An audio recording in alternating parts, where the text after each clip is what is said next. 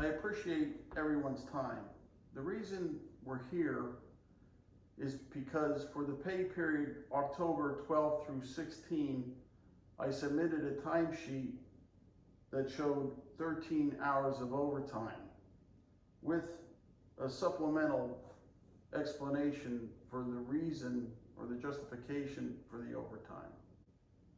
When I submitted the time sheet, I discussed the overtime issue with Cliff and said if there's an issue with the overtime for any reason, I would like a written explanation of, in the event if it's not paid, why, what was the justification for not paying the overtime. And I did not receive an explanation. The value of the overtime is $575, but let's call it $600.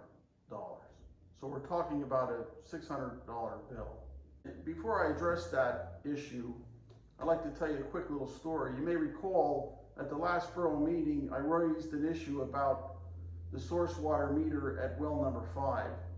And the resolution of that now is everyone's in agreement we're not going to change that meter out. And that's going to result in no one's contesting it. It's going to result in a $10,000 savings on the project. Now, I have other recommendations, and that $10,000 deal with well number 5, okay, we got that. But the other recommendations at the other sources add up to $46,000, actually a little bit more than that. And if you're going to agree with the one at 5, you know, you're condoning the recommendations at the other wells because they're similar recommendations. We don't need to put larger meters in or replace meters that are working. So the story is this. I discussed the matter with Cliff after the meeting. And I said, hey, that worked out good. We're all in agreement on that $10,000 bill that I brought to the table and put on the table at the meeting. And Cliff said, sure, we're all in agreement. We're going to leave the existing meter in. So I asked Cliff, I said, Cliff, did you get compensated for being at the meeting? And he said, yeah, compensatory leave at time and a half. I go, that's great. I said, did the secretary treasurer also get compensated for being at the meeting? And he said, yes. Compensatory leave at time and a half. I said, the engineer was paid to be there. He goes, that's right. I said, the attorney was paid to be there, right? He goes, yeah, that's right. He said, I brought a $10,000 bill to the meeting and put it on a table. Some people were paid, and I'm an hourly person, and I didn't get paid, right? He goes, that's right. And I go, well, why didn't I get paid? And Cliff said, well, you didn't have to be there. So I didn't have to be there. I didn't have to go. I didn't have to make the recommendation that resulted in a savings of $10,000 in the project. And I didn't have to make the recommendations for the other $46,000 shown on the schedule. And if you haven't seen the previous vlog concerning that situation, you should watch it, okay? Now let me tell you what you got for the $600 that I submitted on my timesheet. The Montoursville self-service bulk water station went down. So we're in a situation where we can't supply our customers reliably. In the water business, we need to be a reliable source of water for our customers, all of our customers. So when you turn the faucet, water comes out. What also happened during that time period, the community water supply system, okay, and that includes all of our residential customers, all of our commercial, all of our industrial and institutional, the water system, the water supply system went down. And we were running on our emergency reserves, which were draining rapidly. And what I did was, I figured out the correct course to take.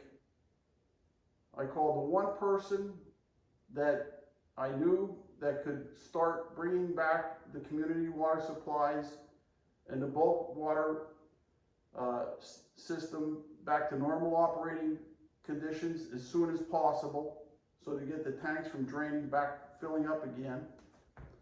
And that's Ron Shearer.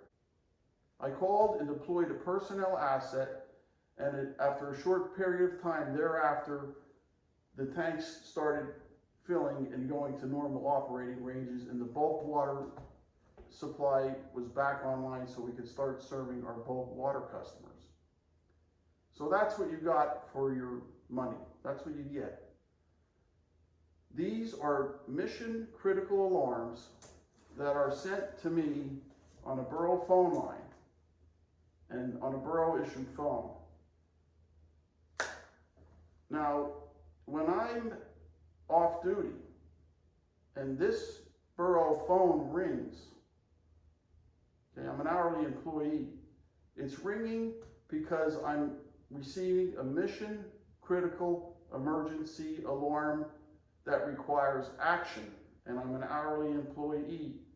So when an hourly employee works after hours, normal working hours, it's overtime. So that's the situation. What you got for your $600 is a vigilant person who recognized an emergency situation. The community water supply sources went down.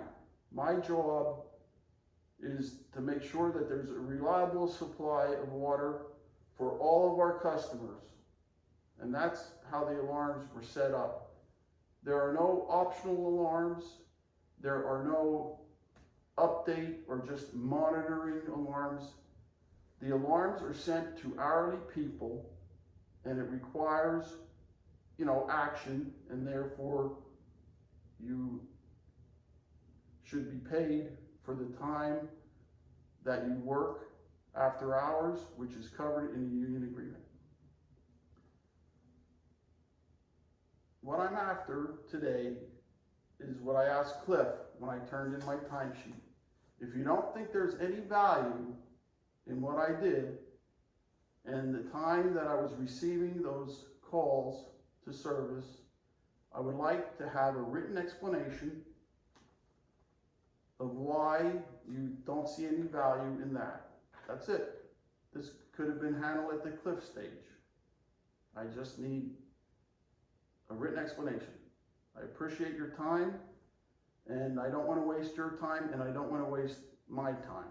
When I'm on leave, of course, I don't want to receive 237 calls if you don't feel there's any value in what I do for the community, and if you don't think there was any value in bringing back the community water supply sources after they were shut down unexpectedly, creating an emergency condition. Appreciate your time. Thank you very much.